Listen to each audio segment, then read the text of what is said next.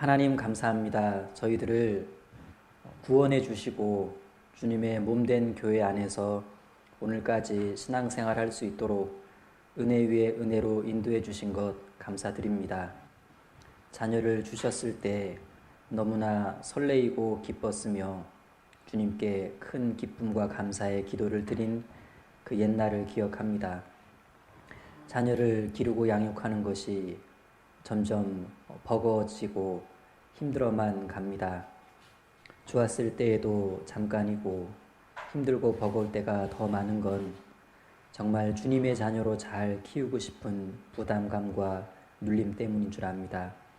더욱 성경적인 자녀 교육을 하고 싶은 마음이 그리스도인 어머니로서 가득하고 그렇게 하지 못하는 우리 자신에 대해서 주님 앞에 늘 반성하고 부끄러워합니다. 어머니 교실을 연결해 주셨는데 이것이 정말 답이라고 말할 순 없지만 우리 각자가 주님 앞에서 기도한 대로 자녀를 주님의 말씀으로 잘 양육하는 새로운 시작과 좋은 출발점이 될 수 있도록 도와주시길 부탁드립니다. 혼자 배우는 것이 아니라 같이 함께 배울 수 있는 기회를 주셨습니다. 중간에 힘들고 어려운 과정이 있을 때 주님께서 맺어주신 이 12기 어머니 교실 안에서 마음을 토하고 서로를 위로하고 서로를 격려하면서 끝까지 구강까지 잘 갈 수 있도록 도와주시고 그렇게 해서 우리가 수료를 했을 때 이제 정말 주님 앞에 더욱 감사한 마음으로 자녀를 주 안에서 바르게 양육해가는 어머니가 될 수 있도록 도와주시고 그러한 우리의 가정이 주님 앞에 귀하게 쓰임받는 가정이 될 수 있도록 인도해 주시길 부탁드립니다. 오늘 이 시간도 하나님의 선한 손길에 부탁을 드립니다. 주 예수님 이름으로 기도드립니다. 아멘. 시작하는 본문 찾겠습니다. 사사기입니다. 구약성경 사사기 13장입니다. 사사기 13장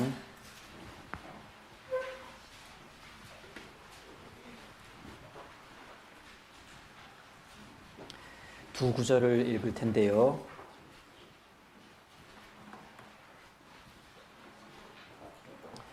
8절과 12절입니다. 8절과 12절을 연속해서 8절과 12절을 연속해서 같이 읽으시겠습니다.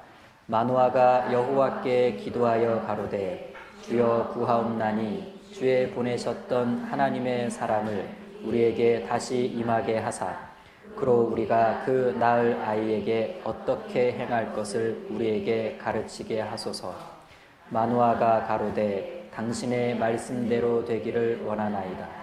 이 아이를 어떻게 기르우며 우리가 그에게 어떻게 행하오리이까. 8절과 12절 이 두 구절에서 묻어나오는 마노아라는 사람의 감정은 간절함입니다. 간절함. 지금 이 장면은 마노아가 자녀 신앙교육 문제로 하나님께 기도하고 묻고 있는 장면입니다.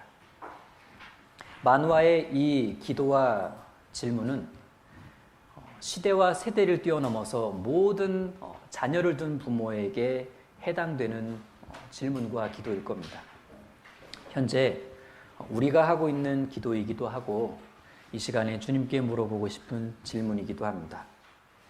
어떻게 기르우며 어떻게 행하오리이까? 지금 마노아가 자녀 신앙교육 문제에 대해서 이렇게 간절히 기도하고 물어보았던 것을 보면 적어도 마노아에게는 이 문제가 아주 중요한 문제였던 것 같습니다. 결코 가볍거나 쉬운 문제가 아니었던 거죠. 우리에게도 마찬가지입니다. 이 자녀 신앙 교육은 아주 중요하면서도 무거운 문제입니다. 그러다 보니 참 간절합니다. 한글이야 가르쳐주면 되고 구구단은 외우게 해주면 되는데 신앙은 그렇게 간단치가 않습니다. 자기가 노력해야 되는 부분도 있지만 부모의 신앙과 워낙 밀접하게 연결되어 있기 때문에 자녀 신앙 교육은 더더욱 간단치가 않습니다. 한글을 가르쳐 줍니다. 몇 달이면 떼요. 구구단을 알려줍니다. 몇 주면 됩니다. 그런데 자녀 신앙 교육은 절대 짧은 기간에 되지 않더라라는 겁니다. 그리고 자녀가 현재 신앙적으로 별 문제가 없다고 해서 계속 그러리라는 보장도 없습니다. 그래서 안심하거나 방심해서는 금물인 것이 바로 자녀 신앙 교육이다라고 말할 수 있죠. 다시 만우아의 질문을 살펴보면 13장 8절 뒷부분에 8절 끝에 우리가 그 낳을 아이에게 어떻게 행할 것을 우리에게 가르치소서. 12절 후반부에는 이 아이를 어떻게 기르오며 우리가 그에게 어떻게 행하오리이까. 어떻게라는 방법을 여러 번 물어봅니다. 무려 3번이나 물어봅니다. 어떻게. 오늘 강의와 관련해서 답을 얻어보면 어떻게 기르우며에 대한 답은 사랑으로 길러야 된다. 어떻게 행하오리까 이에 대한 답은 훈계를 잘 해야 한다. 이렇게 정리할 수 있습니다. 자녀를 어떻게 신앙으로 양육하고 교육해야 되는 걸까? 사랑과 훈계로. 오늘 제목처럼 참사랑과 바른 훈계입니다. 다만 엄마를 처음 하는 것이다 보니까 자녀를 틀림없이 사랑은 하는데 그 사랑의 표현 방식이나 사랑의 내용에 약간의 문제가 있어서 자녀의 성장에 좋지 못한 영향을 미치기도 합니다. 또 자녀가 정말 잘 되기를 바라는 마음으로 훈계를 하는 건 틀림없어요. 정말 자녀가 잘 되기를 바라는 마음으로 훈계를 하는데 그 방법이나 목적에 다소 문제가 있어서 효과를 보지 못하고 때로는 역효과를 불러일으키더라라는 겁니다. 그 결과 아이는 건강치 못한 자존감 형성으로 인해서 인격 형성에 장애가 생기기도 하고 마음에 상처가 새겨지기도 합니다. 그리고 가족 간의 원만치 못한 관계뿐만 아니라 사회에서의 대인관계에서도 원만치 못한 관계를 이루게 되죠. 그래서 과연 올바른 사랑의 방법은 뭐냐? 올바른 훈계의 방법은 뭐냐? 그 방법이라는 것에 대해서 고민하게 됩니다. 이러한 고민을 통해서 나온 주제가 바로 참사랑과 바른 훈계입니다. 사랑으로 기른다는 건 뭘 말하는 걸까? 그리고 훈계로 교육한다는 건 또 뭘 의미하는 걸까? 우리가 사랑이라는 것의 의미를 모르는 바도 아니고 훈계라는 단어를 이해 못하는 것도 아닙니다. 다만 정말 이렇게 하는 것이 진정한 사랑일까? 하나님이 원하시는 사랑일까? 를 생각하기도 하고 정말 이렇게 훈계하는 것이 바람직한 훈계일까? 하나님도 잘했다라고 말씀하실까? 아이에겐 도움은 될까? 과연 이렇게 해서 아이가 좋게 변화될 수 있을까? 라는 걱정과 염려가 늘 마음에 깔려 있습니다. 자, 참사랑과 바른 훈계, 사랑에 대해서 먼저 생각을 해봅니다. 이 자리에 앉으신 어머님들 중에는 자녀를 사랑하지 않는 어머니는 안 계십니다. 그러나 정말 진실되고 순수한 사랑으로 내가 자녀를 대하고 있는지는 좀 생각을 해볼 필요가 있습니다. 내가 정의 내리는 진실되고 순수한 사랑 말고 하나님께서 말씀하시는 순수하고 진실된 사랑, 그것을 내가 지금 하고 있느냐라는 생각은 늘 해볼 필요가 있습니다. 진실되고 순수한 사랑, 국어사전에서는 이것을 참사랑 이렇게 표현하고 있습니다. 사랑하는 어머니에게 있어서는 엄마 쪽에서는 늘 진실되고 순수해요. 여러분 혹시 불순한 의도로 자녀를 사랑하십니까? 그러진 않아요. 엄마가 너 사랑하는 거 알지? 항상 진실되고 순수한 사랑으로 아이에게 이렇게 사랑을 표현하는데, 그러나 아이는 그렇게 받아들이지 않을 수도 있습니다. 그때는 마음이 어떻죠? 억울하죠. 때로는 화도 납니다. 여러분, 받아들이는 쪽에서 아니라면은 그것은 전달 방법에서나 표현 방법에서 문제가 있었던 거예요. 중요한 것은 아이가 우리 엄마는 나를 정말 사랑하고 계시는구나 라고 느낄 수 있어야 한다는 얘기입니다. 사람은 사랑받아야 할 위치에서 사랑받지 못하면 외롭다고 느껴요. 심할 때는 버려졌다고 느껴질 때도 있습니다. 그쯤 되면 이제 막 해버리고 싶은 마음이 생겨요. 그리고 저항하고 싶은 마음도 생깁니다. 반항하고 싶은 마음이 올라오는 건 당연한 일입니다. 그러면서 부모와의 갈등이 시작되죠. 부부간에도 마찬가지입니다. 그러나 진실되고 순수한 사랑을 받으면서 자란 아이는 정서적으로나 인격적으로나 이 사회적인 면에서 안정감을 갖게 됩니다.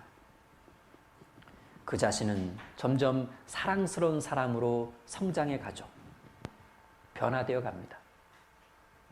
사랑을 주는데 받는 쪽에서 사랑받는다고 느끼니 그 사람은 참 행복하겠죠. 부부간에서도 마찬가지일 겁니다. 자, 훈계에 대해서 잠깐 또 생각해 봅니다. 자녀를 교육하자면 혼내는 일은 필연적입니다. 혼 안 내고 키울 수가 있겠습니까? 그런데 내가 혼을 낼 때 그게 응징과 처벌인지 아니면 정말 아이가 이렇게 잘 되기를 바라는 마음으로 타이르고 경계하고 행동도 좀 바로잡아주고 다시는 그와 같은 일을 반복하지 않게 도와주려는 어떤 훈련 차원에서 제공하는 건지, 쉽게 말하면 욱해서 한 건지 도와주려고 한 건지, 그래서 내가 하는 훈계가 바른 훈계인지 아닌지를 좀 생각해 봐야 할 겁니다. 바르지 않은 훈계들이 있습니다. 그 결과 아이들은 부모가 나를 진짜 사랑하고 있는 것 같지는 않아. 날 혼내는 걸 보니까. 경우에 따라서는 분노합니다. 심한 경우에는 부모를 증오하죠. 그래서 아이의 잘못된 행동은 좋은 쪽으로 수정되기는커녕 오히려 엇나가는 쪽으로 담력을 얻게 되고 이왕 이렇게 된 거 막 해버리자라는 마음으로 걷잡을 수 없는 행동들을 하게 될 수도 있습니다. 반면에 바른 훈계를 경험하는 아이들은요, 부모가 자기를 진정으로 사랑하고 있다는 것을 느낍니다. 혼나는데도 사랑받고 있다고 느끼는 건 왜일까요? 바른 훈계 때문에 그렇습니다. 그래서 이 아이의 행동은 바람직한 방향으로 좋은 쪽으로 점점 수정되어 변화되어 갑니다. 여러분, 좋은 쪽으로 변화되어 간다. 이것을 두 글자로 성장이라고 말합니다. 성장은 좋은 쪽으로의 변화입니다. 바른 방법으로 사랑하고 바른 방법으로 훈계하면 성장합니다. 우린 이렇게 바른 사랑, 참사랑, 그리고 바른 훈계, 이런 교육으로 좋은 전망을 가진 교육을 만들어 갈 수가 있죠. 자, 이 자녀 교육과 관련해서 사랑과 훈계는 별개의 주제라기보다는 사랑과 훈계는 처음부터 세트입니다. 한 세트예요. 자, 사랑과 훈계는 한 세트입니다. 이러한 내용이 담겨 있는 강의한 부분을 한번 찾아보겠습니다. 18페이지 맨 아래입니다. 18페이지 맨 아래 보시면 반괄호 1. 자, 제목만 읽어보겠습니다. 시작. 사랑과 훈계는 하나로 전달되어야 합니다. 예, 사랑과 훈계는 하나로 전달되어야 된다. 왜? 처음부터 세트였기 때문에 그렇습니다. 어느 교육자의 말처럼 참교육이란 사랑과 훈계를 같이 심는 거다라고 말했는데, 올바른 신앙교육에 있어서도 마찬가지라고 할 수 있습니다. 사랑과 훈계는 같이 가는 거기 때문에 사랑과 훈계는 균형을 이루는 것이 중요합니다. 사랑에만 치우치는 것도 혹은 훈계에만 치우치는 것도 건강한 양육, 교육은 아닌 거예요. 그런데 참사랑이라는 것을 실천하다 보면 바른 훈계로 이어지게 돼 있습니다. 왜요? 세트기 때문에 그래요. 또 내가 지금 바른 훈계를 하고 있다는 것은 내가 현재 참사랑을 실천하고 있는 중이다라는 것도 알게 됩니다. 둘은 같이 가는 하나이기 때문에 그렇습니다. 참사랑과 바른 훈계는 그렇게 연결되어 있습니다. 자, 또 한 가지 생각해 볼 건 훈계는 사랑의 한 영역입니다. 둘은 세트고 같이 간다 그랬는데 훈계는 사실은 사랑 안에 들어가 있습니다. 자, 그런 표현을 찾아보겠습니다. 지금 제목 읽은 그 밑에 내용입니다. 제가 읽어보겠습니다. 사랑 속에는 훈계가, 훈계 속에는 사랑이 내포되어 있습니다. 따라서 사랑 없는 훈계는 진정한 훈계가 될 수 없고 훈계 없는 사랑은 더 이상 사랑일 수가 없습니다. 사랑이 없는 훈계는 상처를 줍니다. 자, 여기 사랑 속의 훈계, 훈계 속의 사랑. 그림으로 그려보면 이렇습니다. 여기에 정말 아이에게 주고 싶은 맛있는 파이가 있는데 이 파이의 이름은 사랑이라는 파이입니다. 정말 맛있겠죠? 자, 그런데 이 사랑이라는 파이에 꼭 들어가 있는 한 조각이 훈계라는 겁니다. 자, 그래서 훈계는 처음부터 사랑 안에 있었고 사랑은 훈계 없이는 완성될 수가 없다는 얘기입니다. 둘을 같이 먹어야 맛있고 둘은 같이 갑니다. 한쪽으로의 파이만 주면 균형이 깨지고 뭔가 한쪽으로 치우치겠죠? 자, 훈계 없이는 참사랑이 완성될 수가 없습니다. 만약에 이 훈계가 사랑이라는 파이 밖에서 이루어지면 사랑이라는 파이 밖에서 훈계가 이루어지면 이 훈계는 자칫 아이에게는 지시, 명령, 경고, 위협, 비교, 비난, 훈계, 설득 이런 식으로 내용이 제공되어서 아이는 지금 읽은 이 끝에처럼 사랑 없는 훈계는 상처를 줍니다. 상처 주는 훈계, 지시, 명령, 경고, 위협, 비교, 비난, 훈계, 설득이라는 8종 세트의 설교로 아이에게 계속 다다다다다다 하는데 그럴 때마다 아이는 날 미워하는구나. 날 사랑하는 줄 알았는데 꼭 그렇지만은 않은 것 같아. 왜? 사랑 없이 뭔가 자기에게 이루어지는 그 교육을 아이가 느끼고 있는 거예요. 아이가 사랑받고 있다고 느끼지 못하면 그 아이는 점점 자라면서 다른 사람을 사랑하는 데 있어서도 건강하지 못하게 됩니다. 참 중요한 문제죠. 그래서 사랑과 훈계는 같이 가고 균형을 이루는 것이 중요하다. 더더욱 훈계는 반드시 사랑 안에서 이루어져야 됩니다. 저 밖을 나가게 되면 이제 상처뿐이죠. 누군가의 말처럼 훈계는 사랑의 또 다른 이름이다. 꼭 맞는 말 같습니다.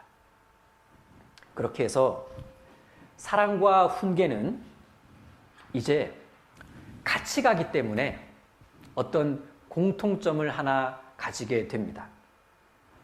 사랑과 훈계는 아이를 향한 어떤 공통점이 있는데 이 자리에서 이것을 마치 맞추실 수 있는 분이 있다면 그분은 바로 수료증을 드립니다.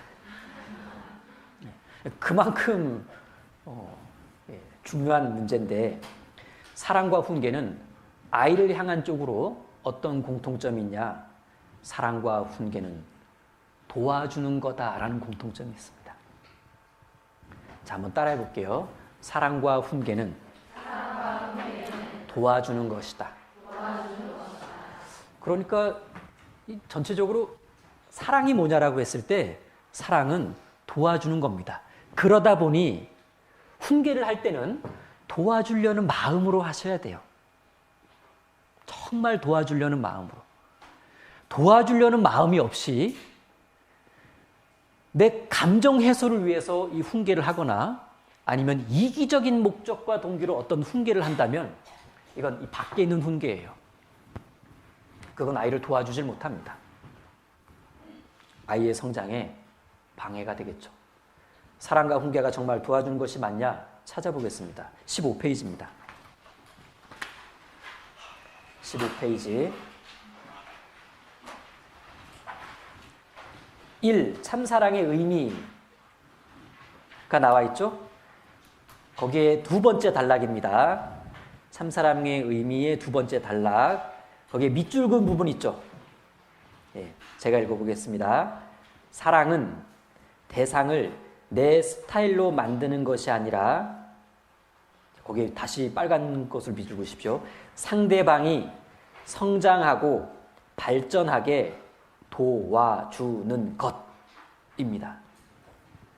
참사랑이 모자라고 했을 때 사랑은 도와주는 겁니다. 자, 17페이지를 보십시오. 한 장 넘기셔서 17페이지에 중간에 3, 참된 사랑법이라고 나와 있죠? 자, 제가 읽어보겠습니다. 사랑은 대상이 성장하고 발전하기 위해 의도적으로 무엇인가를 행동으로 표현하는 것입니다. 이렇게 썼는데 대상이 성장하고 발전하기 위해 의도적으로 무엇인가를 행동하고 표현하는 것, 간단하게 줄이면 도와주는 것을 말합니다. 참사랑은 도와주는 거냐? 정말 사랑은 도와주는 게 맞냐? 라고 했을 때 맞습니다. 사랑은 도와주는 겁니다. 예수님도 우리가 천국 갈 수 있게 도와주셨습니다. 십자가로 도와주셨고 그건 참사랑이었던 겁니다. 자, 훈계도 도와주는 겁니다. 18페이지입니다. 18페이지 중간에 4, 바른 훈계의 의미의 두 번째 단락입니다. 4, 바른 훈계의 의미 두 번째 단락. 거기에서 가운데 부분입니다. 즉, 찾았습니까? 즉, 사랑하기 때문에 그들을 바로잡아주는 것, 그리고 미래지향적인 의미에서 그들을 가르치며 훈련시키는 모든 과정이 성경적 자녀 훈계인 것입니다. 그러니까 여기에 첫 번째, 사랑하기 때문에 그들을 바로잡아주는 것. 이건 뭐죠? 도와주는 걸 말하는 거예요. 그리고 거기 이제 미래지향적인 의미에서 그들을 가르치고 훈련시키는 모든 과정, 이걸 무슨 과정이라고 그러죠? 도와주는 과정이라고 말할 수 있습니다. 도와주는 과정. 아, 훈계도 도와주는 거구나. 도와주는 과정이구나. 즉, 정리하면 사랑과 훈계는 상대방이 좋은 쪽으로 변화되도록, 즉 상대방이 성장하도록 도와주는 겁니다. 여러분, 지금 짤막하게 말씀드린 요 내용이 머릿속에 콱 들어와 박혀야 돼요. 아, 사랑과 훈계는 상대방이 성장하도록, 좋은 쪽으로 변화되도록 도와주는 거구나. 사랑과 훈계는 도와주는 거구나. 도와주는 거구나. 이 개념이 머릿속에 확 들어오고 나면 그 다음엔 아이와의 관계에서 어떤 일이 발생하거나 어떤 문제를 해결해 가는 과정에 있어서 내가 이렇게 하는 것이 사랑의 방식이 맞을까? 내가 이렇게 하는 것이 바른 훈계가 맞나? 라는 의문이 들 때 이걸 대입하면 돼요. 이렇게 하는 것이 아이를 도와주는 것일까? 그건 내가 이렇게 하는 것이 아이를 사랑해주는 좋은 방법인가? 내가 이렇게 훈계하는 것이 정말 아이를 도와주는 건가? 이것이 바른 훈계가 맞나? 이렇게 훈계하는 것이 도와주는 것일까? 이런 사랑의 방식이 아이를 정말 도와주는 것일까? 그렇다라고 했을 땐 그것은 참사랑과 바른 훈계입니다. 혹은 양심에 아닌 것 같아 그러면 접으셔야 돼요. 거기엔 다른 동기와 목적이 발려져 있기 때문에 그렇습니다. 그래서 핵심 질문이에요.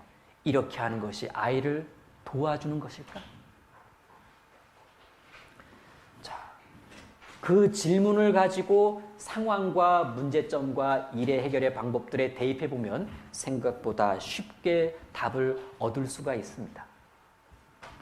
때로는 내가 사랑과 훈계, 훈계와 사랑 중에 어느 한쪽으로 치우쳐져 있지는 않나? 이런 생각도 할 때가 있죠. 이런 생각이 올라올 때도 있습니다. 내가 사랑과 훈계 중에 내가 이렇게 첫째한테는 이쪽으로, 둘째한테는 이쪽으로 이렇게 고민이 될 때가 있을 겁니다. 내가 훈계보다 사랑에 치우친 것은 아닌지, 내가 사랑보다는 훈계에 치우친 것은 아닌지, 첫째, 둘째, 셋째마다 내가 이렇게 한쪽으로 치우친 교육을 하고 있는 것은 아닌지, 그건 이렇게 생각하는 부모는 사랑과 훈계의 균형을 중요하게 생각하는 부모이기 때문에 그렇습니다. 즉, 불균형을 염려하는 부모는 건강한 부모예요. 너무 자책하지 말라는 얘기입니다. 건강한 신호예요. 균형의 중요성을 알고 있기 때문에 그렇습니다. 불균형은 아이의 성장에 도움이 되지 못한다. 오히려 방해가 된다. 사랑과 훈계의 균형을 이루어야 되는데 치우치면 안 되는데 늘 이런 쪽으로 경계를 하고 있기 때문에 이 부모는 신앙적인 부모고 건강한 부모입니다. 그리고 현실 세계에서는 실제로 치우친 교육이라는 것이 있어요. 19페이지입니다. 19페이지에 치우친 교육의 성경 속 부모를 소개하고 있습니다. 치우친 교육을 했던 성경 속의 부모를 소개하고 있는데 19페이지의 위쪽에 에베소서 6장 1절에서 3절 말씀 있죠. 그 바로 위 문장입니다. 사랑과 훈계가 찾았습니까? 사랑과 훈계가 균형을 갖추게 될 때 자녀는 부모를 공경하게 되고 온전한 교육이 이루어집니다. 그럼 아이는 온전해지겠죠. 예. 그리고 에베소서 6장 1절에서 3절 말씀 밑에 거기에 이제 치우친 교육의 성경 속 부모 두 사람이 등장합니다. 바로 엘리와 다윗입니다. 읽어보겠습니다. 엘리 제사장과 다윗의 예는 한쪽으로 치우친 교육이었습니다. 네. 반드시 기억하세요. 어릴 때는 엄격하게, 커가면서는 친구처럼. 지금 치우친 교육의 성경 속 부모 두 사람이 나옵니다. 엘리와 다윗입니다. 엘리는 사무엘상에 소개가 되어 있고 다윗은 사무엘상부터 쭉 사무엘하까지 소개가 되어 있는데 지금 엘리 제사장은요, 아들들이 하나님을 업신여기는 불량자라는 소리를 들을 때에도, 그리고 하나님께 드리는 제사를 멸시했을 때에도, 그리고 회막에서 수종드는 여인들과 동침했을 때에도 엘리는 부모로서 해야 할 엄격한 훈계를 할 줄 몰랐습니다. 하나님은 이에 대해서 엘리, 그가 자식을 하나님보다 더 중요하게 여겼기 때문이다 라고 말씀하셨어요. 그렇죠. 하나님보다 자식이 더 중요하게 여겨질 때 신기하게도 진정으로 자식이 잘 되게 하는 엄격한 훈계는 생각보다 이루어지지 않더라라는 겁니다. 자, 다윗은요. 다윗은 하나님의 뜻을 거스리고 스스로 왕이 되려고 한 자기 아들 아도니아, 그 아도니아에게 평소에 단 한 번도 엄격한 훈계의 말로 섭섭하게 한 적이 없었다고 성경은 말합니다. 이 두 부모는 훈계다운 훈계를 할 줄 몰라서 훈계다운 훈계를 하지 않고 마냥 예뻐만 한 치우친 교육을 했습니다. 여러분, 그냥 치우친 교육을 한 게 아니에요. 사실은 치명적인 교육을 한 겁니다. 치명적인 교육을. 생각보다 많이 치우치면 치명적이에요. 아주 완벽하게 균형을 이룬다는 것이 쉽진 않지만 과하게 치우치면 상당히 치명적입니다. 그래서 다시 읽어보면 반드시 기억하세요. 어릴 때는 엄격하게, 커가면서는 친구처럼. 여러분 어쨌든 엘리와 다윗도 고민은 했어요. 훈계를 제대로 못했다는 것에 대해서 고민은 했습니다. 그러나 고민만으로 상황이 좋아지지는 않습니다. 방법을 찾아야 됩니다. 연구를 해야 되고 나온 그 결과물을 가지고 실제 상황에 대입해 봐야 됩니다. 적용을 해야 돼요. 자, 강의한 이곳을 봅니다. 지금 여기 읽었던 그 아랫부분이 반괄호 2번 훈계시 주의할 점인데 히브리서 12장 6절 말씀 아래 단락에 이렇게 시작하죠. 엄격한 가르침으로 찾았습니까? 지금 엄격이라는 단어가 2번 나왔죠. 위에는 엄격하게, 여기서는 엄격한 가르침 밑줄 그시고 엄격한 가르침으로 그들을 바로잡아주며 가르치는 것이 바로 성경적 훈계입니다. 예, 그래서 엄격한 가르침이라는 것이 있다.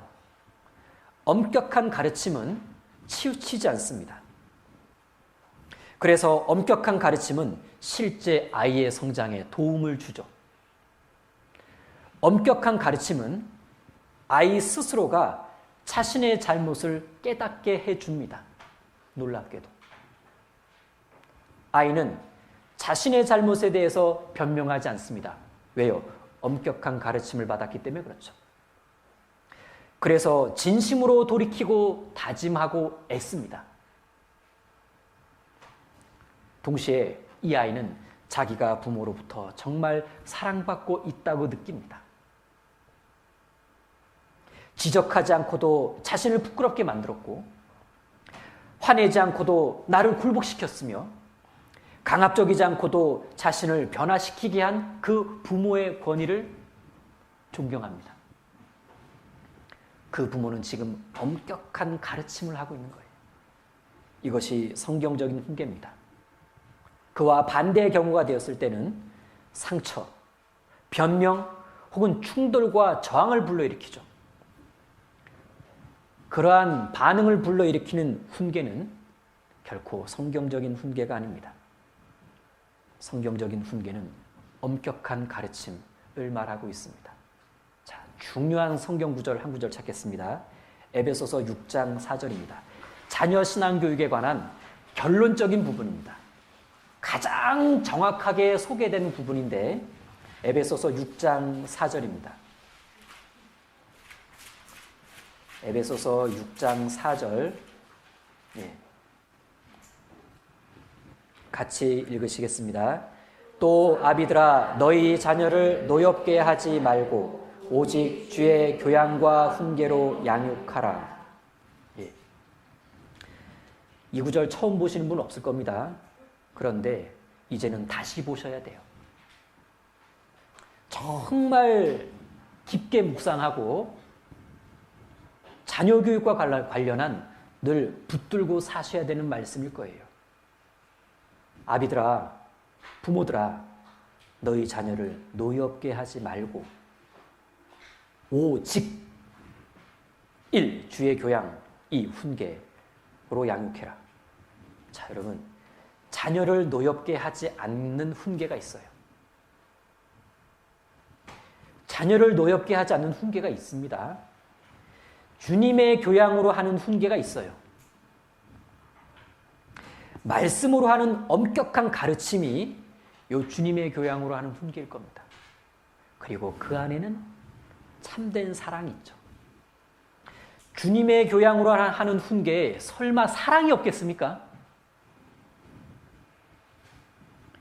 주님의 교양으로 훈계하는 그 안에는 참된 사랑이 있고 주님의 교양이기 때문에 거기엔 엄격한 가르침이 있죠.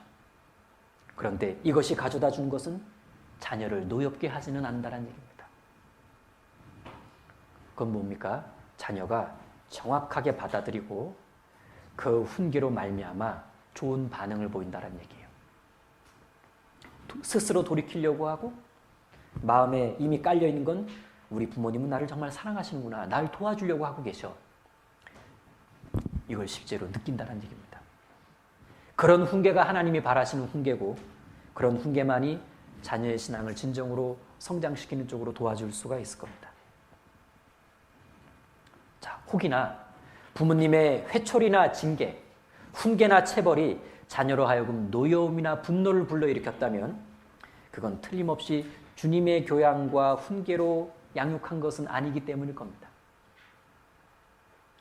우리가 입장 바꿔 생각해 봐도요, 주님께서 우리를 양육해 가신 과정을 생각해 보세요. 우리로 하여금 분노나 노여움을 갖게 만드셨습니까? 그렇게 하셨나요? 주님께서 말씀으로 우리를 말씀 앞에 부르셨을 때 정말 우리를 분노하게 만드셨나요? 아닙니다. 그저 부끄럽게 만드셨고 죄송한 마음 올라오게 만드셨고, 나 이렇게 살면 안 되는데, 나를 구원해 주신 주님 앞에 이건 아닌데 주님 돌이키겠습니다.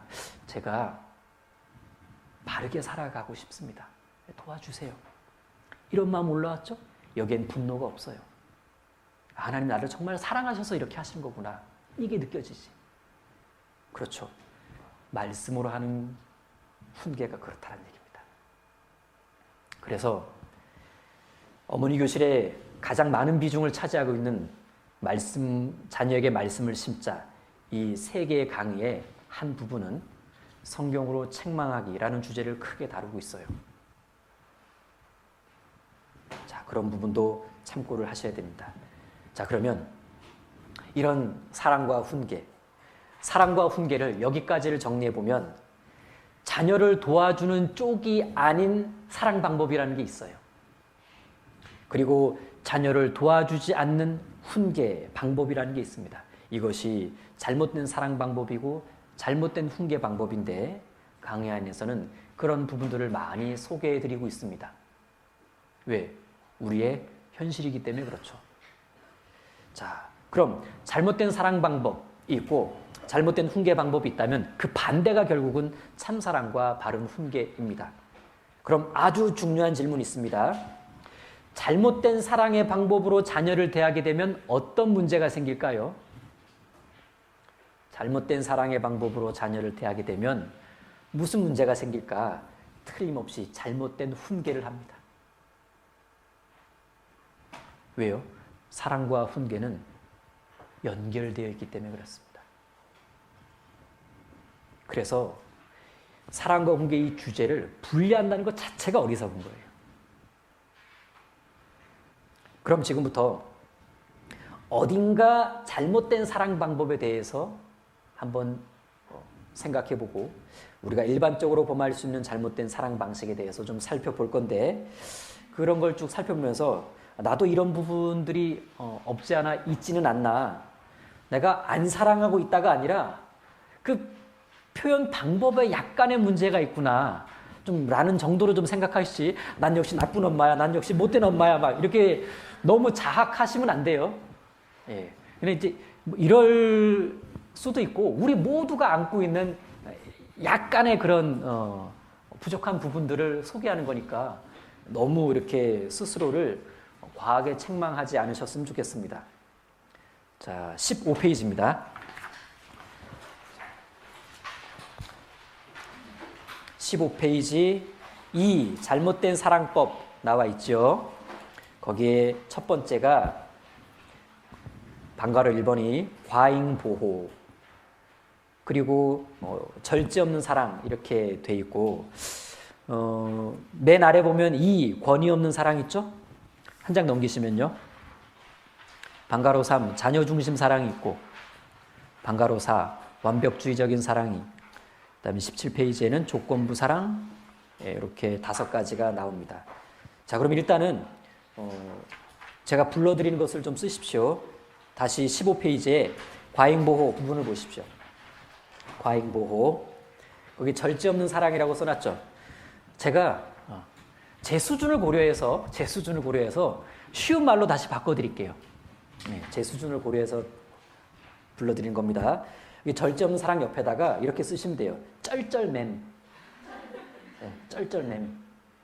쩔쩔맘이 아니고 쩔쩔맴. 쩔쩔맴 이렇게 쓰시고, 그럼 어떻게 변해야 되냐? 그 옆에 화살표를 하시고 안 되는 건 안 돼 이렇게 쓰세요. 안 되는 건 안 돼. 잠깐, 제가 지금 뭘 불러드렸죠? 아, 잘못 불러드렸습니다. 그건 이제 2번에다 쓰셔야 되는데. 네. 다시 삭선을 그시고. 짜증나시죠? 네, 삭선을 그시고. 자, 그 과잉보 절정사랑 옆에다가 쩔쩔매물 쓰시는 게 아니라 거기다가는 너무 감싸줌 이렇게 쓰세요. 너무 감싸줌. 네. 강연이 더러졌다고 너무 슬퍼하지 마세요. 네. 화이트로 지우시면 되죠. 네. 너무 감싸줌. 네. 아, 이 과잉보 절정사랑. 이건 이제 너무 감싸준다라는 겁니다. 거기에 화살표로 어떻게 바꾸어져야 되냐면 네가 한번 해봐 이렇게. 네. 네가 한번 해봐. 내가 한번 해봐. 예. 거기에 대한 설명은 뭐라고 쓰시면 좋냐면 경험의 기회를 주는 사랑 이렇게. 경험의 기회를 주는 사랑. 그 말은 과잉보호는 자녀에게 경험의 기회를 안 준다는 얘기예요. 다 감싸줘요. 엄마 내가 해보면 안 돼? 엄마가 다 해줄게. 이렇게. 네가 한번 망쳐. 이렇게. 자, 다음 그 밑에 2번 권위 없는 사랑 옆에다가는 거기 권위를 상실한 부모 옆에다가 뭐라고 쓰시냐면 쩔쩔맨 이렇게 쓰면 됩니다. 그리고 화살표로 쩔쩔매는 게 아니라 화살표 하시고 안 되는 건 안 돼. 그리고 거기에 부연 설명은 권위 아래에서의 사랑 이렇게 쓰십시오. 권위 아래에서의 사랑. 권위를 상실한 부모는 늘 쩔쩔맵니다. 그래서 안 된다라는 말을 하기가 쉽지가 않아요. 그런데 딱 권위를 회복한 부모는 말을 할 줄 압니다. 안 돼. 원래 안 되는 거야. 이래서 이번엔 안 돼. 라고 말을 할 수 있죠. 자, 다음 장 넘기시면은 자녀 중심 사랑입니다. 옆에다가 씁니다. 쉽게 무슨 뜻이냐면 너만 잘 된다면 이렇게 쓰십시오. 너만 잘 된다면. 너만 잘 된다면. 자, 이걸 어떻게 바꾸어야 하냐면 화살 표시하시고 아빠가 우선이고 엄마가 먼저야 이렇게 쓰십시오. 아빠가 우선이고 엄마가 먼저야.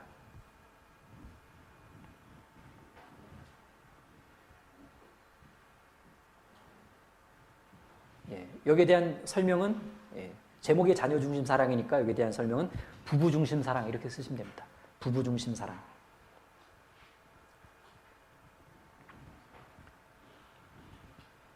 자, 그리고 밑에 4번에 완벽주의적인 사랑, 유교적인 사랑, 속으로만 흐뭇해하는 부모 이렇게 돼 있는데 옆에 이제 쉽게 뭐라고 쓰냐면 더 잘해라.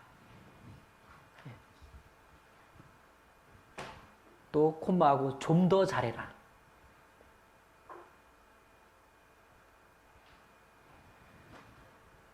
아이가 노력해서 잘한 것이 있는데 어머 이렇게 해서 이렇게 더 잘했네.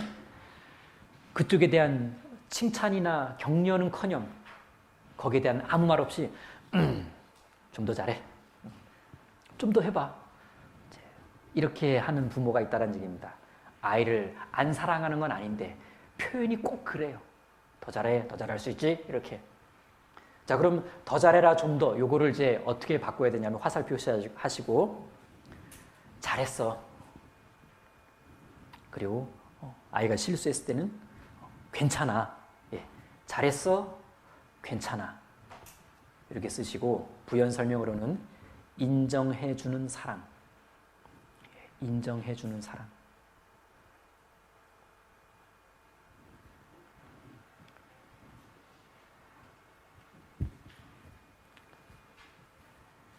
그 다음 5번 조건부 사랑이죠. 조건부 사랑. 자, 옆에다 쓰십니다. 쉽게는 조건부 사랑은 흥정 이렇게 쓰십시오. 흥정. 흥정.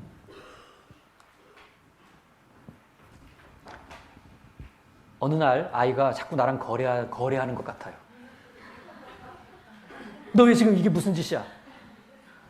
아이가 부모에게 무슨 짓을 한 게 아니라 부모가 아이에게 그동안 무슨 짓을 한 거예요. 자, 이 흥정인데 뭐 어떻게 바꿔야 되냐? 화살 표시하시고 그냥 내가 좋구나. 그냥 네가 좋구나. 그냥 내가 좋구나.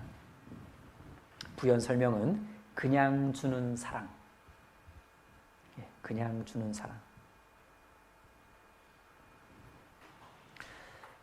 자, 이것이 잘못된 사랑의 방법에 크게 보면 5가지 유형인데 대충 이제 이런 거구나라고 감이 잡히시죠? 자, 그러고 나서 강의안을 본격적으로 보시면은 15페이지 다시 보시면 1. 과잉보호 절제 없는 사랑. 제가 읽겠습니다. 그들이 요구하기 전 자녀들의 필요한 모든 것을 준비해주고 울타리를 쳐주는 것은 과잉보호입니다. 이런 경우 자녀들이 겪게 될 어려움을 부모가 대신해 줌으로써 자녀들로 하여금 부모를 끝까지 의지하게 만듭니다. 이러한 부모의 과잉보호는 주로 자녀에 대한 불신에서 비롯됩니다. 신기하게 첫째 아이를 과잉보호하지 않았는데 둘째가 첫째를 못 따라주면 이제 둘째한테는 이제 과잉보호 들어갑니다. 셋째한테는 더 들어갈 수 있고 그러다가 넷째가 태어나면 이제 방치가 되죠. 모르겠다. 자, 그 다음 읽어보겠습니다. 자녀가 스스로 문제를 해결하지 못하고 스스로 판단하지 못할 것이라고 생각해서 부모가 자녀의 행동을 통제하고 대신해 주려는 것입니다. 이 과정에서 자녀는 밑줄 문제 해결 능력을 상실하고 이를 본 부모는 밑줄 더 큰 불신을 가지고 악순환을 반복함으로써 결국 자녀는 성인이 되어서도 자립할 용기를 잃게 되는 것입니다. 무자립 이렇게 쓰셔도 맞겠죠. 무자립. 고생도 해보게 하고 어려움도 겪게 하고 무거운 짐도 들고 가는 밑줄 경험을 하게 하는 것은 스스로 자기 몫을 하며 살도록 밑줄 도와주는 올바른 자녀 교육 방법입니다. 자녀들이 어리다는 생각으로 그들이 스스로 할 수 있는 일을 제한하여 경험하지 못하게 하는 것은 오히려 자녀의 성장을 방해하는 것입니다. 그래서 입의 혀처럼 부모가 알아서 척척 해주는 것은 자녀를 지금 마마보이 꼭두각시로 만드는 것입니다. 자, 그 다음 이제 거기 권위 없는 사랑 위 부분에요. 과잉보호는 자녀를 감사할 줄 모르게 하며 또 자립할 수 없게 만드는 것으로서 엄밀히 말해 사랑이라고 할 수 없습니다. 네. 자, 여기까지를 이제 읽어보신 다음에 자, 이제 거기 과잉보호 1 과잉보호 옆에 왼쪽에다가 아이가 1명이면 그냥 하나만 하시면 되고 아이가 뭐 4명이면 1, 2, 3, 4를 쓰시면 되는데 이제 아이가 1명 있다 1 해놓고 거기다가 그 아이에 대해서 내가 뭐랄까 절제하는 사랑을 하고 있는지 절제 없는 사랑을 하고 있는지 특별히 내가 지금 과잉보호를 이 아이에 대해서 몇 %나 하고 있는 것인지 나름 아주 주관적으로 퍼센테이지를 써보세요. 내가 아이한테 과잉보호 쪽으로 내가 몇 %를 하고 있는 거지? 순수하게 그냥 여러분의 그냥 주관적인 생각을 이렇게 써보십시오. 과잉보호 반대, 안 과잉보호인데 과잉보호 쪽으로 내가 주로 몇 %? 어떤 분은 나는 이렇게까지는 나는 과잉보호 전혀 안 하고 있다는 건 아니고 한 10%? 어떤 분은 한 80%? 나름 한번 써보시는 겁니다. 자, 다음 넘어갑니다. 다음 장 아니죠. 15페이지 밑에 권위 없는 사랑. 자, 제가 읽어보겠습니다. 부모로서 권위를 상실한 부모는 마치 자녀의 시종처럼 자녀의 뜻대로 움직이면서도 자신이 자녀를 깊이 사랑한다고 착각하거나 자신에게 속이기도 합니다. 심지어 자녀가 부당한 일을 요구하면서 떼를 쓰는 경우에도 안 돼라는 말을 하기를 두려워합니다. 부모의 권위는 하나님께서 부여하신 권위입니다. 그러므로 부모의 권위는 자녀에게 반드시 행사되어야 합니다. 자녀들의 요구가 부적절하다면 신중하게 생각해보고 안 되는 것은 안 되라는 말을 해야 합니다. 그리고 안 돼라는 말은 특별한 경우를 제외하고는 끝까지 지켜져야 합니다. 자녀를 향한 진정한 사랑은 부모로서의 권위와 함께 균형과 조화를 반드시 이루고 있어야만 그 진가를 발휘할 수 있는 것입니다. 권위를 버리면 가르칠 수 없습니다. 자녀에게 절절매지 말아야 합니다. 부모의 권위를 인정하는 자녀는 부모에게 반드시 순종하게 되어 있습니다. 자, 그 밑에 기억하십시오의 단락은 나름 이렇게 박스를 쳐보십시오. 박스를. 네모를. 예. 박스를 치시고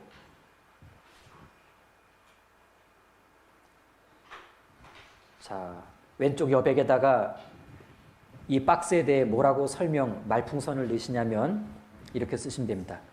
가정 붕괴의 지름길. 네. 가정 붕괴의 지름길.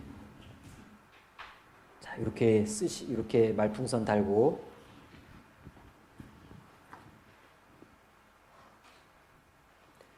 자, 제가 읽겠습니다. 기억하십시오. 권위주의가 아닌 권위를 회복하십시오. 권위는 앞서 말한 바와 같이 하나님께서 주신 선물입니다. 즉 모든 권위의 출처는 하나님이십니다. 그러나 권위주의는 하나님께 부여받은 권위를 자신의 사욕을 위하여 남용하는 것입니다. 하나님께서 주신 권위를 남편과 자녀를 사랑하는 데 올바르게 사용하여 하나님께 영광을 돌려야 합니다. 특히 남편의 권위는 아내가 세워준다는 사실을 기억하고 남편의 권위를 무시하지 말아야 합니다. 결국 아버지의 권위가 무너지면 남편과 하나인 자신의 권위도 무너진다는 사실을 잊지 마십시오. 아버지의 권위가 무너진 가정은 마침내 어머니의 권위가 무너질 것이며 시간이 지날수록 반드시 온 가정이 무너지게 될 것입니다. 그러니까 가정 붕괴의 지름길이 있죠. 남편의 권위를 야금야금 훼손시켜 가면 됩니다. 그러면 무너지는 건 가정이 붕괴되는 것은 시간 문제입니다. 그 다음 밑줄 그은 데 있죠? 그 밑줄 끝에 이렇게 쓰세요. 숙제라고. 네. 자, 읽겠습니다. 오늘 댁에 돌아가시면 먼저 남편에게 용서를 구하십시오. 혹은 가정에 계신 어른에게 용서를 구하십시오.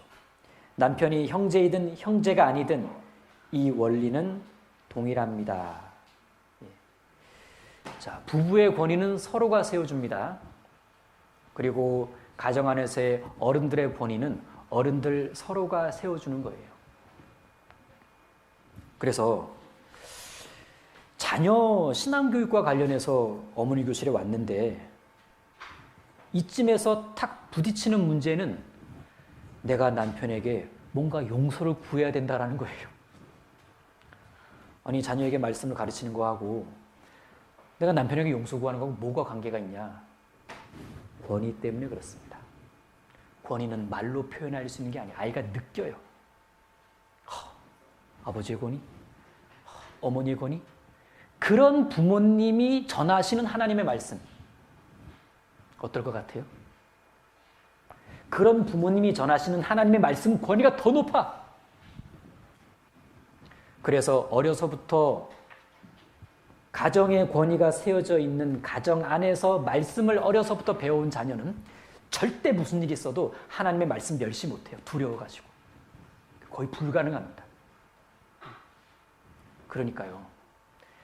뭘 아이에게 교육하려고 하기 이전에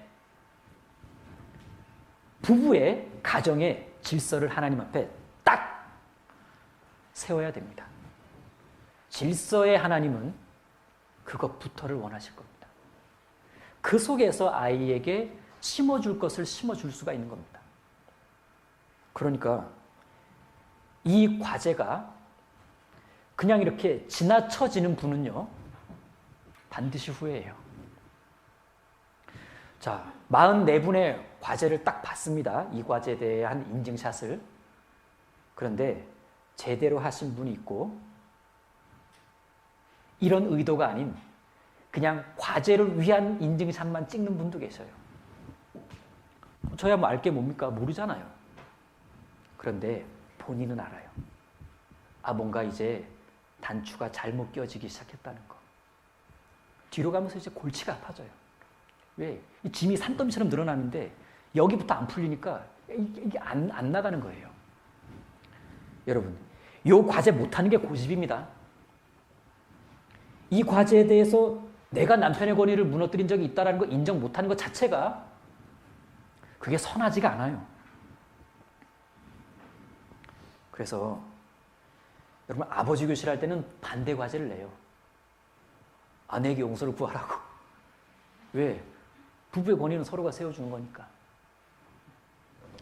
그래서 여러분, 이왕 들어오셔서 시작하신 거 그대로만 따라오십시오. 뭐 100을 다 드리지는 못해도 여러분 뭔가 이거였구나 라는 걸 깨닫는 데는 충분한 도움이 될 수 있습니다. 자, 그래서 오늘 댁에 가시면 남편에게 어떻게 내가 남편에게 남편의 그동안의 권위를 무너뜨린 것에 대한 용서를 구한다고 했을 때 남편이 기꺼이 받아줄 수 있을까? 그건 고민해 보시기 바랍니다. 그래서 아무튼 이 과제를 하셔야 되는 거예요. 자, 그래서 가정에 어르신이 계시면 남편분이 멀리 출장 가 계신 경우도 있을 거예요. 뭐 전화로 하든가 아니면 집에 어르신이 계신다면 어르신에게 하셔도 좋고. 자, 그 다음 3. 자녀 중심 사랑입니다. 자녀 중심 사랑. 부부의 삶보다는 자녀의 삶이 우선이며 자녀의 행복만이 자신들의 행복이라고 믿고 있는 태도를 말합니다. 자녀의 행복이 나의 삶의 전 목표이고 꿈이 되어서는 안 될 것입니다. 이런 사랑은 자녀들에게도 오히려 부담스럽게 여겨집니다. 이렇게 자녀를 키운 부모, 특히 어머니의 경우에는 나중에 자녀와의 관계가 악화되면 내가 너를 어떻게 키웠는데 내가 나에게 이럴 수 있느냐라고 말하게 되는 것입니다. 가정의 중심은 자녀 중심이 아니라 부부 사랑이 중심입니다. 남편은 아내를 무시하지 말아야 하며 아내는 남편에게 순복하여야 합니다. 남편이 아내를, 아내가 남편을 무시하는 것은 자녀 교육을 포기하는 것입니다. 안 가르친다는 게 아니라 가르쳐도 효과가 없다는 뜻이에요. 자녀를 진정 사랑한다면 부부가 먼저 서로 존중하며 사랑해야 합니다. 그 밑에 완벽주의적인 사랑. 자녀가 잘하고 있는 것을 격려하지 않고 잘 못하는 것만 찾아내 더욱 잘하라고 격려한다면 자녀는 사랑이 아니라 오히려 분노를 느끼고 맙니다. 칭찬과 격려는 없고 거기에 동그라미 칭찬, 격려. 칭찬과 격려는 없고 잘해라, 더 잘해라, 좀 더 잘해라 라는 말이나 행동들은 자녀들의 노력을 인정하지 않고 자녀의 성취에 만족하지 못하는 부모, 늘 못마땅함을 표현하는 부모의 모습이라고 할 수 있습니다. 하나님께서 우리 자신들을 다루시는 방법을 생각해 보십시오. 하나님은 사람을 손가락질하며 그 상처를 후벼파지 않으십니다. 오히려 감싸 안으시며 우리의 양심을 움직이십니다. 네. 그 다음 여기 17페이지 넘어가기 전에 2번 권위 없는 사랑, 권위를 상실한 부모하고 여기 3번, 4번 옆에 아까와 동일하게 나는 이와 같은 사랑의 표현을 몇 퍼센트나 하고 있는지, 이런 잘못된 사랑의 표현을 얼마나 하고 있는지 나름 퍼센테이지를 좀 써보십시오.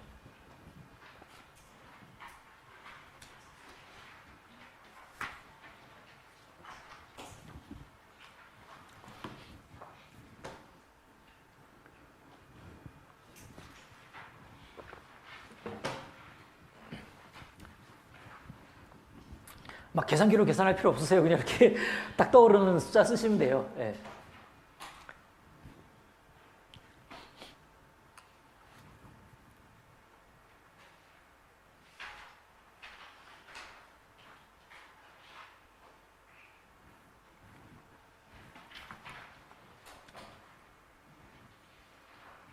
자, 쓰셨으면 여기 이제 완벽주의적인 사랑, 여기에 칭찬과 격려가 있는데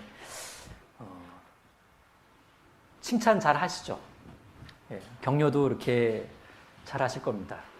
이렇게 내가 구원을 받고 그리스도인이 되고 나서 교회 안에서 신앙생활을 이렇게 점점 하게 되면서 배운 것이 있다면 이렇게 가급적 칭찬 많이 해주는 것, 가급적 이렇게 격려 많이 해주는 것. 왜 그럴까요? 교회란 사랑의 보금자리이기 때문에 그렇습니다.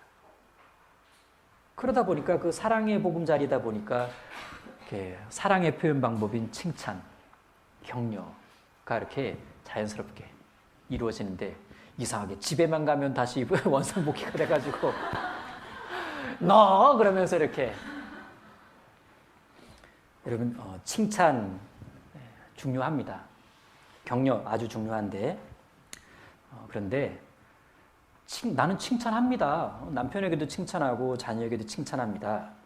그런데 칭찬의 방법대로 칭찬하고 있는지는 좀 생각해 봐야 돼요.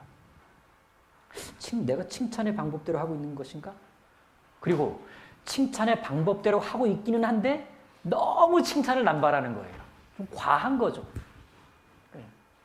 그래서 내가 너무 과하게 칭찬을 남발하고 있지는 않나라는 부분 하나하고 더 근본적으로는 내가 칭찬의 방법으로 하고 있는가를 생각해 봐야 되는데 칭찬은 어떻게 하는 거냐? 세 가지를 생각하시면 됩니다. 일단 칭찬하려고 할 때는 아이를 칭찬하려고 할 때는 아이가 한 행동을 말해주고 그 행동이 엄마에게 끼친 영향을 말해주고 가능하다면 세 번째로는 이유까지를 말해주는 거예요. 이유. 이렇게 딱딱 쓰시면 돼요. 칭찬은 행동, 영향, 이유. 이것이 칭찬의 방법입니다. 자, 예를 들어서요. 하나의 예를 들어 보겠습니다. 자, 이렇게 칭찬합니다. 이렇게 늘 나는 아이가 시간이 되면은 알아서 이렇게 딱 TV를 좀 껐으면 좋겠어요. 혹은 컴퓨터를 좀 껐으면 좋겠어요. 스마트폰을 이렇게 좀 내려놨으면 좋겠어요. 근데 어느 날 얘가 알아서 TV를 딱 끄는 거예요. 시간이 딱 되니까. 그때가 칭찬할 수 있는 이제 기회가 온 겁니다. 그때 어떻게 칭찬할 거냐? 어머, 우리 누구 최고. 어머, 우리 누구 이렇게 하니까 정말 멋있는데 넌 역시 짱이야. 이런 걸 이제 평가라 그럽니다. 평가. 자, 그럼 이때 칭찬의 방법대로 하게 되면 자, 예를 들어 이제 아이가 민수라 그러면 민수야, 네가 스스로 TV를 끄니까 뭐죠? 행동을 말해줬죠? 민수야, 네가 스스로 TV를 끄니까 두 번째, 엄마에 끼친 영향. 엄마 마음이 너무 편안해지는구나. 이유까지를 말해주면 더 좋다 그랬죠? 엄마가 날카롭게 널 째려보지 않아도 되니까. 이런 표현도 그래도 엄마가 일일이 말 안 해도 되니까. 네가 스스로 절제할 줄 아니까. 네가 대견스러워 보여서. 이런 게 이제 이유들이에요. 민수야, 네가 스스로 TV를 끄니까 엄마 마음이 너무 편하구나, 기쁘구나. 엄마가 이렇게 일일이 잔소리하지 않아도 되고 그동안 너랑 교제한 것이 네가 이제 스스로 알아서 할 줄 아니까 네가 참 대견스러워 보이는구나. 이런 게 이제 칭찬이고 칭찬의 끝에 옵션으로 고마워라는 표현을 해주면 좋다고 합니다. 고마워 이렇게. 그래서 행동, 영향, 이유.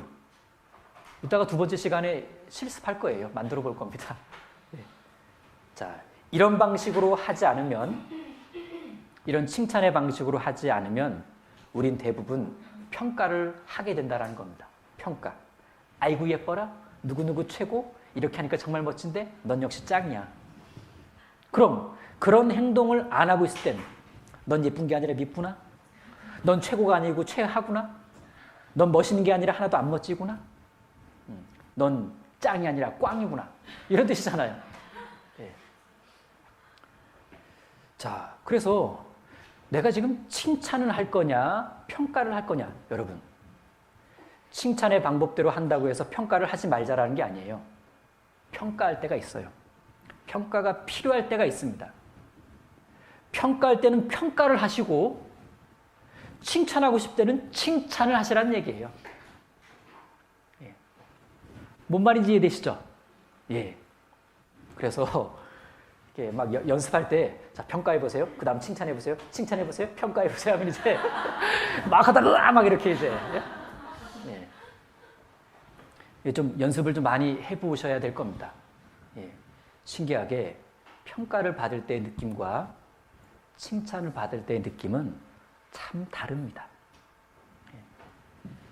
자, 그래서 칭찬 연습은 두 번째 시간에 해볼 거고, 자, 격려, 칭찬과 격려. 예. 여기 지금 완벽주의적인 사랑에 대한 우리 어떤 반대 측면에서 아이가 하는 것에 대해 칭찬과 격려가 필요한데, 격려가 필요합니다. 가장 좋은 격려가 뭘까요? 가장 좋은 격려가 뭡니까? 믿어주는 겁니다. 믿어주는 거. 예. 여러분, 이렇게 뭐 배우자나 혹은 이렇게 과거의 부모님이 나를 이렇게 격려해 주었을 때를 생각해 볼 때 언제 가장 기뻤을까를 생각해 보면 믿어주는 격려예요. 믿어주는 격려. 아이를 믿는다는 것, 아이를 믿어준다는 건 어떤 의미일까요? 넌 잘할 수 있어. 넌 반드시 성공할 거야. 이게 아이를 믿어주는 거냐? 아닙니다. 그건 부담 주는 거예요. 네. 아이를 믿는다는 건, 아이를 믿어준다는 것은 얘야, 실패해도 괜찮아. 얘야, 넘어져도 괜찮아. 나는 네가 반드시 다시 일어설 거라고 믿는다. 그리고 엄마는 네가 일어설 때마다 항상 너를 도와줄 거야. 끝까지 너를 도와줄 거야. 이런 게 믿어주는 겁니다. 격려고. 괜찮아, 괜찮아. 네가 다시 일어설 걸 믿어. 그리고 널 도와줄 거니까 걱정하지 마. 이것은 아이에게 아마도 최고의 격려가 되어줄 겁니다. 그래서 어떤 면에서는 사랑이 뭐냐라고 말했을 때 사랑은 믿어주는 거다. 아마 우리 어머님들은 이렇게 자녀를 도와주실 때가 많을 겁니다. 그렇죠? 예. 그럼 우리 자매님들은 내가 생각보다 좋은 격려, 바른 격려, 내가 생각보다 참사랑을 그래도 꽤 잘하고 있었다라는 것을 이제 알 수 있는 거예요. 이 시간은 나는 늘 아이에게 잘못된 사랑을 행하고 있는 나쁜 엄마야, 정죄받는 자리가 아니고요. 생각보다 우리도 참사랑을 잘 하고 있는 부분도 많이 있습니다. 자, 이 격려를 한번 연습해 볼게요. 짝꿍끼리 마주 보시거나 없으면 세 분이서 마주 보시고 네 마디를 할 겁니다. 괜찮아, 괜찮아, 널 믿어, 끝까지 도와줄게. 자, 괜찮아, 괜찮아, 이거부터 해보겠습니다. 자, 토닥거려주면서 괜찮아, 괜찮아, 널 믿어, 끝까지 도와줄게. 네. 이렇게 아이를 마주보고 있는데 아이가 막 무서워한다면은 네. 처음 해보셔서 그럴 수가 있을 거예요. 네. 사람이 언제 행복합니까? 사람은 자기가 이해받았을 때 행복해합니다. 언제 사랑받는다고 느낍니까? 용서받았을 때 내가 진짜 사랑받고 있구나 이렇게 느껴요. 그래서 사람이 언제 이렇게 막 잘해보고 싶은 마음이 올라오냐면 이해받고 용서받고 그리고 나를 이해해주고 용서해주었다는 건 나를 믿어주었다는 얘기입니다. 언제 내가 정말 잘해보고 싶은 마음이 올라오냐? 믿어줄 때예요. 아마 이렇게 아이가 사춘기 시절에 들어가고 이렇게 좀 과정 중에 있거나 좀 지나간 아이를 둔 부모님의 경우에는 딱 생각이 날 거예요. 맞아. 내가 그때 그렇게 믿어주니까 애가 한번 해보려고 하더라. 예. 믿어줄 때 잘해보고 싶어하는 마음이 생겨요. 집에서 이렇게 살림하실 때 살림이 막 엉망이 돼 있는데 가족 중에 누가 와서 남편이 와서 막 이러면 이제 더 하고 싶어요? 더 하기 싫어요? 더 하기 싫죠. 또 와가지고 괜찮아 이렇게 뭐 오늘만 이런 거지 뭐 그러면 이제 얼른 치우고 싶죠. 아닌가? 아니구나. 죄송합니다. 네, 넘어가겠습니다. 17페이지 조건부 흥정. 예, 조건부 흥정입니다. 자녀가 공부를 잘해서 시험을 잘 봤으니까, 말 잘 들으니까, 착하니까 등의 이유가 되어서 사랑을 한다면 이런 자녀들은 끊임없이 인정받으려고 노력하다가 결국 지쳐버리게 됩니다. 엄마가 널 사랑하는데 네가 그럴 수 있어? 이것은 사랑이 아니라 흥정입니다. 만일 자녀를 아무 일 없을 때 아이의 이름을 부르고는 조용히 사랑한다고 말을 해보세요. 만일 아이의 반응이 엄마 갑자기 왜? 라는 반응을 보인다면 그 자녀는 이미 조건부 사랑에 익숙한 자녀입니다. 노력의 대가로 주어지는 그 사랑은 성경적 사랑이 아닙니다. 부모가 원하는 조건의 충족을 사랑으로 흥정하는 것은 참 사랑이 아닙니다. 자, 여기에 조건부 사랑에다가 만일 자녀를 아무 일 없을 때 옆에다가 숙제 2라고 쓰세요. 숙제 2. 예, 숙제 2라고 쓰시고, 자, 진짜 이 상황에서 하셔야 돼요. 아무 일 없을 때 아이를 부르고, 예, 아이를 이렇게 바라보면서 이렇게 말하는 겁니다. 네가 참 좋구나. 네가 있어서 너무 좋구나. 네. 네. 네가 있어서 좋구나. 네가 있어서 너무 좋구나. 네. 이렇게 아이에게 말해보시고 그 반응을 기억하고 오십시오. 네. 자, 그럼 연습 한번 해볼게요. 부모님이 엄마가 처음 해보는 것이다 보니까 막 이렇게 너무 떨릴 수가 있는데, 예. 자, 마주 보시고, 이렇게, 뭐, 어떻게 할까요? 뭐, 마음대로 해보세요. 뭐, 손을 잡아주시든, 어깨를 잡아주시든, 네가 좋구나.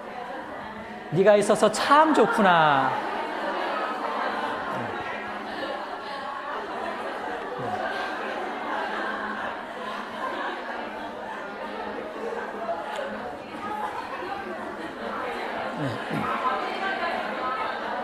예, 좋습니다. 여기 보십시오. 어떤 분은 이런 분들이 있었어요, 실제. 누구야? 이리 와라. 왜요? 숙제해야 돼. 와가지고, 알았어요. 하세요. 손잡아. 아이고, 네가 있어 좋구나. 네가 있어 너무 좋구나. 그럼 물어봐요. 좋냐? 이렇게.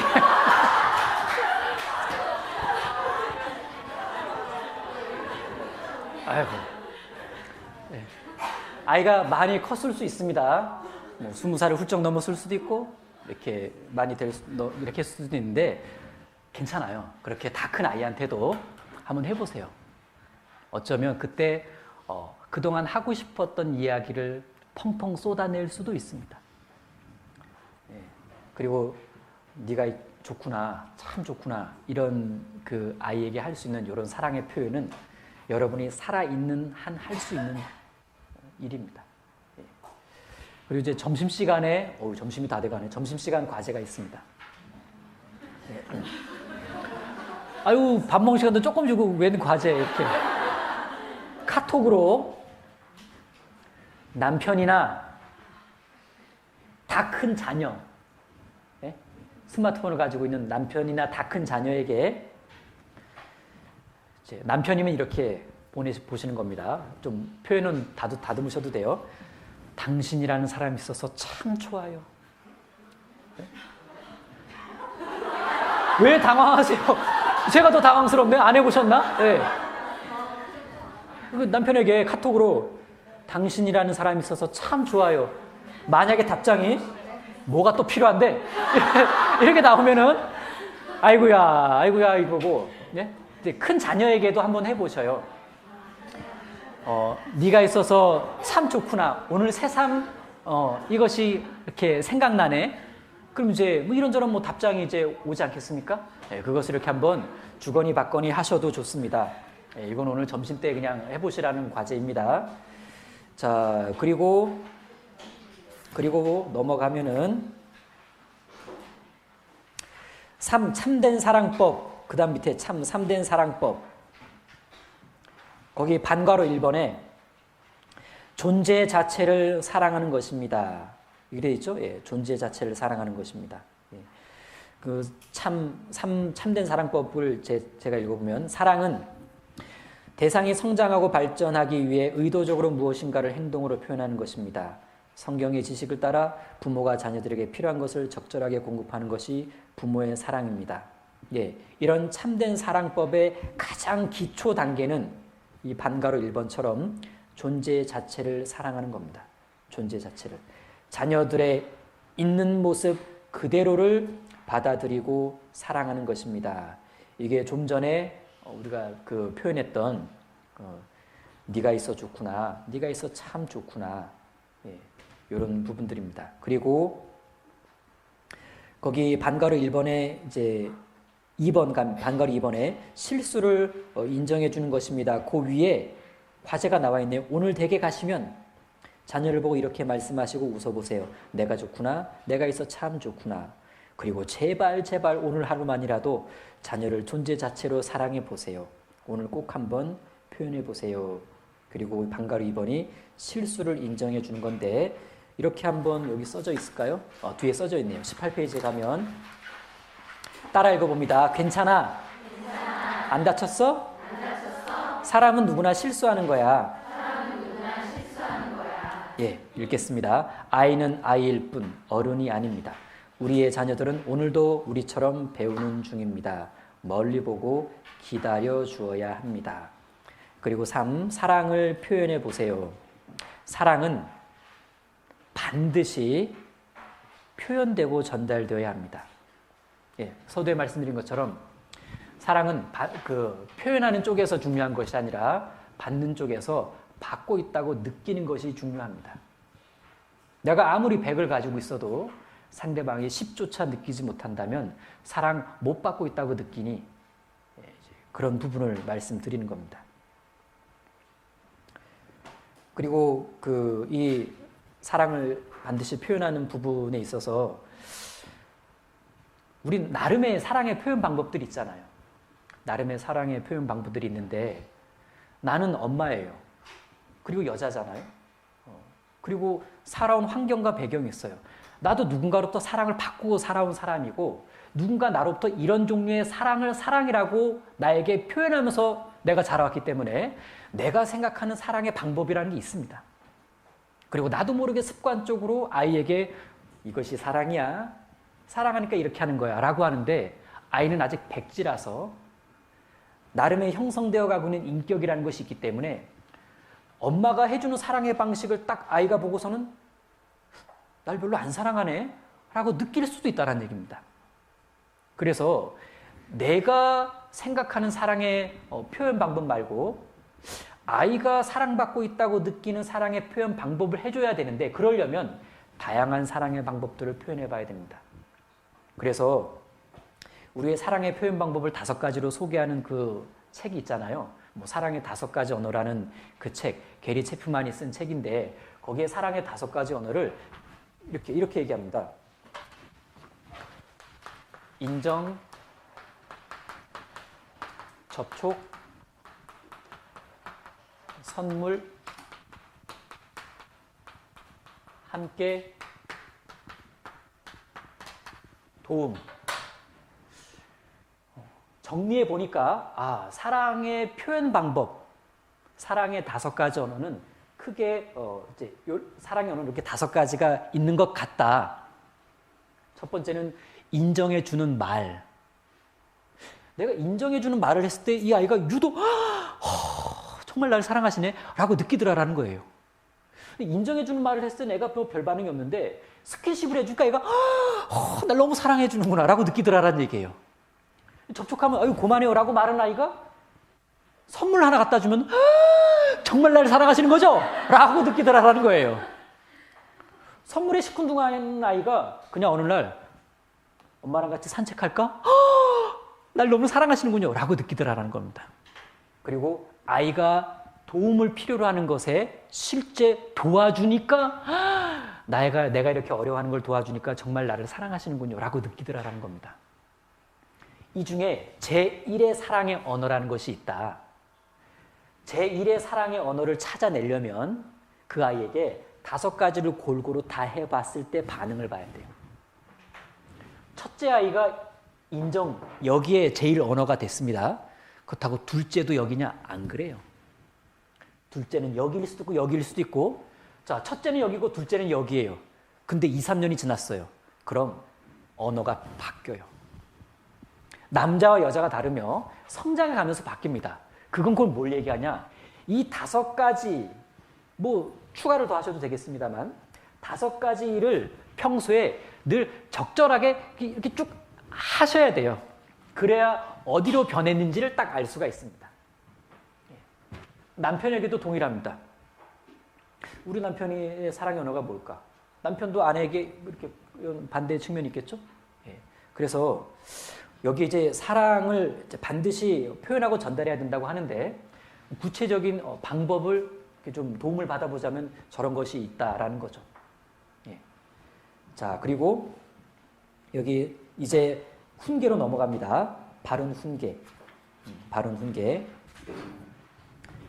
훈계란 타일러 경계함을 말하는 것으로 자녀를 열심히 훈계하지 않는다는 것은 자녀를 진정 사랑하지 않는 것임을 뜻합니다. 예, 이제 훈계도 사랑의 한 영역이라는 걸 말씀드렸고, 사랑을 가득 표현하는 중에도 우린 자녀들의 어떤 잘못된 행동에 대해서는 바로 잡아줘야 합니다. 왜죠? 엄마이기 때문에 그렇습니다. 바로 잡을 건 바로 잡아야 하는데 바로 잡아주지 않으면 좋은 쪽으로의 변화가 쉽지가 않습니다. 중요한 한 구절을 찾아보겠습니다. 잠언 27장입니다. 잠언 27장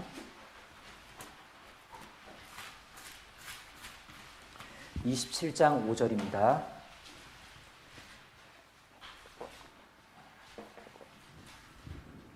같이 읽겠습니다. 면책은 숨은 사랑보다 나으니라. 예, 쉬운 구절 같지만 만만치 않은 구절입니다. 면책은 숨은 사랑보다 낫다. 면책은 뭐고 숨었다는 건 뭐며 여기서 말하는 사랑은 뭐냐? 자, 일단 여기서의 면책은 책망하는 면책을 말합니다. 보통 책임을 면해준다라고 할 때도 면책을 써요.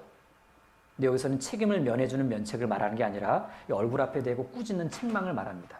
그러니까 책망은 숨은 사랑보다 낫다. 그럼 숨은 사랑은 뭐냐? 좋은 사랑이냐? 여기서의 숨은 사랑은 좋은 사랑을 말하는 게 아니라 부정적 의미에서 사랑을 말하는 거예요. 그러니까 잘못된 사랑 방법을 말하는 겁니다. 책망은 잘못된 사랑 방법보다 낫다. 그건 뭐냐면 책망이라고 하는 것은 사랑을 위해서라면 꼭 해야 된다는 뜻이에요. 그래서 부정적 의미로 사용된 여기서의 이 숨은 사랑, 이 잘못된 사랑은 뭘 말하고 있냐? 아이가 잘못을 했습니다. 내가 딱 알아요. 딱 봤어요. 그런데 아무런 지적도 안 해요. 왜요? 1. 귀찮아서. 2. 그냥 아이가 좋아서. 네. 귀찮아서 지적 안 하는 경우도 있고, 그리고 그 잘못한 게 그래도 예쁜 거예요. 무관심 때문에 혹은 무조건 감싸주고 싶어서 그 잘못에 대해 그 어떠한 책망도 하지 않을 때 그걸 숨은 사랑이라고 합니다. 그래서 그런 아이의 잘못된 것에 대해서 아무런 지적도 하지 않고 아무런 책망도 하지 않는다면 그것은 하나님이 원하시는 것이 아니다. 하나님이 원하시는 건 그런 숨은 사랑이 아니라 책망이다. 면책이다. 이걸 말하고 있는 구절이에요. 그래서 바른 훈계는 반드시 필요하다는 얘기입니다. 책망, 면책은 꼭 필요합니다. 그래서 이 훈계의 영역에서는 책망과 체벌 두 가지를 이야기합니다. 책망과 체벌. 네. 체벌은 좀 더 이제 나아간 거죠. 뭔가 회초리나 이런 것을 가지고 아이에게 구체적인 제재를 가하는 것인데 아주 중요한 표현이 21페이지 보십시오. 21페이지에 책망과 체벌. 결국 훈계는 책망과 체벌이다 이렇게 말할 수 있고, 이 책망과 체벌에서 보시면 어디를 보시냐면 잠언 22장 15절 그 밑에요. 자녀들은 찾았습니까? 네, 여기입니다. 밑줄 그십시오. 자녀들은 어릴 때부터 해서는 안 될 일에 대한 강력한 제한을 받아야 합니다. 이 말은 어려서부터 해야 되는 교육 중에 하나가 금하는 교육이에요. 금하는 교육. 금하는 것부터 시작해야 됩니다. 그런데 금하는 것부터 시작하는 교육을 하는데 이게 계속 되니까 애가 좀 커도 안 돼, 안 돼, 안 돼, 안 돼 계속 이렇게 되면 이제 안 되죠. 네. 그래서 어릴 때부터 뭘 해라 이런 것보다 사람이 해서는 안 되는 거. 하나님의 어떤 그리스도인 가정에서 하면 안 되는 거. 아이가 어려서부터 이렇게 절대 하면 안 되는 거. 뭐 어떤 아주 근본적인 것에 관한, 예를 들어서 아이가 어려서부터 어떤 경우에도 부모를 넘지 못하게 하는 거예요. 아이가 어떤 경우에도 부모를 넘지 못하게 하는 것을 어려서부터 금하게 하기 위해서, 확실히 알게 하기 위해서 아이가 누워있는 아버지의 발을 넘어갈 때도 너 절대 부모를 넘어서는 안 되는 거야. 그렇게 배워진 건 나중에 이 말도 부모를 넘는 걸 두려워해요. 그리고 이런 것을 위해서는 적절한 책망과 분명한 체벌도 필요합니다. 여기서 이 체벌은 어떤 사랑과 권위를 가진 매를 말하죠. 자, 그리고 이 체벌에 대한 이야기가 이제 쭉 나와 있는데 19페이지에 보시면 전체적인 훈계에서 어떤 주의할 점이 나와요. 시간이 다 되었기 때문에 간단하게 요약을 해보겠습니다. 훈계 시 주의할 점, 원가로 1번 나오죠. 평소에 조건 없는 사랑이 충분히 전달되었냐 라는 부분을 좀 생각해 봐야 되고, 2번, 부부가 따로이면 안 됩니다. 훈계할 때 부모가 한 뜻을 가지고 이렇게 훈계를 해야 됩니다. 그러니까 교육관과 신앙관이 같아야 된다는 걸 말하는 거니까 부모는 사전의 교제, 합의가 평소에 충분히 이루어져야 될 겁니다. 다음 한 장 넘어가시면 20페이지에 자, 3번 중요하죠? 부모의 감정 폭발은 아닌가? 네. 부모의 감정 폭발은 아닌가? 그래서 감정 폭발로 하는 훈계는 이제 절대 효과가 없습니다. 그리고 4번 20페이지 맨 아래 자녀의 개인성이나 능력의 차이를 감안하였나요? 예. 그러니까 아이의 바람직하지 않은 그 모습이 아이가 노력하지 않아서인지 아니면 본래 성격적으로 힘든 아이인지, 언니는 누나는 말 들었는데 넌 왜 이거를 못해? 둘째가 노력 안 해서 그런 건지 원래 성격적으로 첫째와는 달라서 그런 건지를 이렇게 좀 잘 보셔야 돼요. 자, 그 다음 21페이지에 성과 위주의 기준은 아닌지, 그리고 6번에 잘못은 다루되 여전히 인격은 존중하고 있나요? 예, 행위와 인격을 구분하라는 얘기입니다. 어떠한 경우에도 인격은 소중하게 다뤄줘야 되고 그래야 자존감이 상처를 받지 않을 수 있습니다. 여러분, 건강한 자존감이라는 게 있습니다. 두 번째 시간에 자존감 이야기를 잠깐 한번 나눠보도록 하겠습니다. 7번, 결과를 경험하고 있나요? 예, 이 결과 책임지기라는 표현을 쓰기도 하는데 7강 때 좀 배웁니다. 7강 때. 그리고 5, 책망과 체벌은 지금 잠깐 봤고, 자, 여러분들이 정말 좋아하는 페이지 23페이지입니다. 체벌을 실시하는 구체적인 방법. 예. 이 보시면 눈에 확 띌 거예요. 이렇게 하면 되는 거구나. 오늘 당장 집에 가서 할 수 있는 구체적인 체벌의 방법인데, 자, 체벌을 결심하기까지는 꽤 시간이 필요할 겁니다. 그렇죠? 예. 책망으로만 그쳐도 되는지, 아니면 한 번 더 기회를 줘야 되는지, 지금 체벌하는 것이 아이의 성장에 도움이 되는지, 체벌은 참 신중해야 되고 할 거면 제대로 하셔야 됩니다. 1. 첫째, 바른 도구를 사용하세요. 둘째, 즉시 체벌을 가해야 됩니다. 결심했다면 너 체벌할 거야 하고 오늘 밤에 혹은 내일 이렇게 하게 되면 이제 그렇게 하지 말라는 얘기입니다. 셋째, 가능하면 둘만의 장소를 찾아야 합니다. 뭐 동생이 구경하게 하거나 뭐 친구가 와서 이렇게 관찰하게 하거나 그러시면 안 되고. 넷째, 별표 치세요. 무엇이 잘못인가를 분명히 말해 주어야 합니다. 무엇이 잘못인가를 분명히 말해 줘야 합니다. 그런데 체벌하기 전에 아이한테 말해 주죠. 뭘 말해 줘요. 근데 내가 체벌할 때 아이한테 뭘 말을 하는데 내가 지금 감정을 말하고 있는지 사실을 말하고 있는지를 한번 생각해 보세요. 막 엄마 너 때문에 엄청 화났어. 감정 말한 거예요? 사실 말한 거예요? 감정 말한 거예요. 감정만 계속 말하는 분이 있어요. 그런데 체벌을 할 때 이렇게 마음에 다시 한번 되새기는 겁니다. 감정을 말하지 말고 사실을 말하자. 감정을 말하지 말고 사실을 말하자. 감정을 말하지 말고 사실을 말하자. 감정 말해서 교육이 안 됩니다. 사실을 정확히 해줘야 아이가 그 사실 때문에 이런 일이 벌어졌고 그래서 나는 이 체벌을 받는 거다라고 하는 이해가 되기 때문에 교육의 효과가 이루어집니다. 그 다음 5째, 적당한 자세를 취하게 한 후 체벌을 가합니다. 6째, 적당한 부위를 때려 합니다. 적당한 부위 찾자면 시간도 좀 걸립니다. 그러니까 적당한 부위를 찾으려는 시간을 가지셔야지 이거 무시하면 일단 보이는 데부터 때려, 보이는 데부터. 네, 그러시면 안 되는 겁니다. 네. 7번째, 적당한 울음을 기다려야 합니다. 이 말은 뭐냐면 2번째 줄에 체벌은 제가 잘못했습니다 라는 말이 나와야 합니다. 이 말 받아내셔야 된다는 얘기예요. 그 다음에 중요한 거 8번째, 반드시 마음을 만지는 시간을 가져야 합니다. 네, 마음 만지는 시간을 가져야 됩니다. 네. 그래서 우린 그리스도인 가정이니까 교제해야 돼요. 교제, 아이랑. 교제. 네. 그 다음에 6번, 가정 내 기준, 규칙 세우기. 예. 일단 가정규칙에서 벗어난 행동은 훈계의 대상이 될 수 있습니다.